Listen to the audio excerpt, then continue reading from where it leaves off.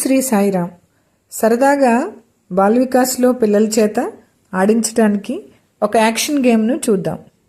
ముందుగా కొన్ని బాల్స్ తీసుకుని వాటిలో కొన్నింటిపైన మంచి గుణాలు, కొన్నింటిపైన చెడ్డ గుణాలు రాయాలి.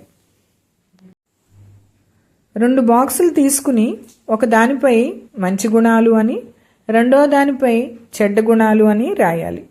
పిల్లలకు మనం రాసిన గుణాల గురించి ముందు వివరించాలి. తర్వాత బాల్స్ అన్నింటినీ కలిపి ఒక కంటైనర్లో వేసి ఒకరి తర్వాత ఒకరిని వాళ్ళ ఎదురుగా కొంత దూరంలో ఆ 2 బాక్సులు పెట్టి ఒక్కో బాల్ బయటికి తీసి బాల్పై మంచి గుణం అని వస్తే మంచి గుణం అని రాసిన బాక్స్లోను, చెడ్డ గుణం అని వస్తే చెడ్డ గుణం అని రాసిన బాక్స్లోను వేయమని చెప్పాలి. ఒక విద్యార్థి అన్ని బాల్స్ వేశాక బాల్ బయటికి బౌన్స్ అవ్వకుండా కరెక్ట్ బాక్సులలో టోటల్ ఎన్ని బాల్స్ వేశారో కౌంట్ చేసి గురువు నోట్ చేసుకోవాలి.